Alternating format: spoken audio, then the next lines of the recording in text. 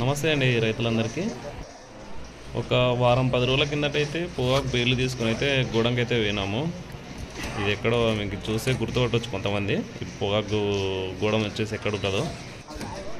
చాలామంది రైతులైతే ఒక 10 రోజులు 20 రోజుల నుంచి అయితే వెయిట్ చేస్తున్నారంట. అప్పుడు కంపెనీ బంద్ చేసినారేమో.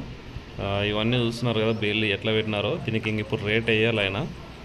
ఎవరో సార్ వాళ్ళు అంట, పెద్ద సార్ వాళ్ళు వచ్చినారని చెప్తున్నారు. అది నేను పొగాకు పోయిన రోజు సిచ్యువేషన్ గురించి అయితే చెప్తున్నా. పొగాకు మార్కెట్లో ఆ రోజు ఏం జరిగిందనేది.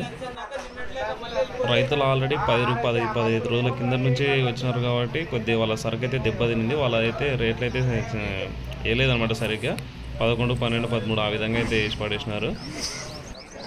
మనం ఏం చేసినామంటే మన అగ్రిమెంట్ బుక్ ఉంటుంది కదా, బుక్ అయితే నేను తీసుకోలేదు. నార్మల్గా కోడ్ అయితే నెంబర్ ఉంది మన దగ్గర, ఆ నెంబర్తో పట్టిద్దామని అయితే పోయినా.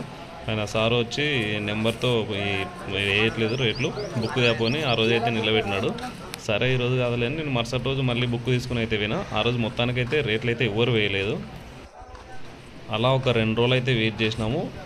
ఒక వారం 10 రోజులైనా రేట్ అయితే మా సర్క్ అయితే రేట్ లేదనమాట. మేము పోయిన రోజు బుక్ లేదని వేయలేదు.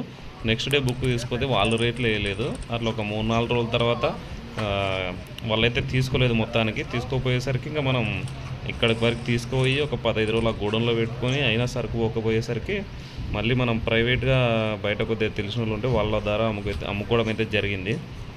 ఇది మేము మార్కెట్లో పడిన పరిస్థితి అయితే.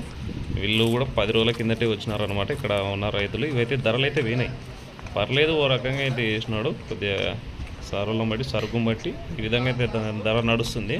ఇప్పటికైతే లాస్ట్ మినిట్ కాబట్టి మన వాళ్ళు చుక్కబరిన సరుకులు ఎక్కువ రావడం వల్ల వీళ్ళు పట్టించుకోవట్లేదు అనమాట. మొత్తానికి బాగుంటే సరుకులు ఉంటారు, లేదంటే మొత్తానికి వదిలేస్తున్నారు. పట్టించుకోవట్లేదు రైతులని అయితే. ఇంకా బయటే అమ్మేస్తున్నాం. బయట కూడా ఇప్పుడు ఎవరు రావట్లేదు. పొగాకు పరిస్థితి అయితే మన ఏప్రిల్లో ఇట్లా అయిపోయింది. కొన్ని రోజుల తర్వాత దగ్గరలో మరి గూడెం అయితే చుక్కబర్ని మార్కెట్ అయితే బంద్ అవుతుందంట చెప్తున్నారు. మీరు ఎవరిదైనా సరుకు ఉంటే మాత్రం మొత్తానికి ఎంత కొంతకైతే అమ్ముకోండి అని చెప్తున్నాను. లాస్ట్కి వచ్చేసరికి వీళ్ళు మరి అధ్వానంగా అయితే చేయొచ్చు. ఈ మన మార్కెట్ వాళ్ళు రైతులు అంటే మన సారులు ఇవైతే అమ్ముడు పోయినాయి. ఇంకా రైతులే కట్టుకుంటున్నారు వాళ్ళు. ఇది ఇక్కడ మార్కెట్లో అయితే ఆ రోజు అయితే ఈ విధంగా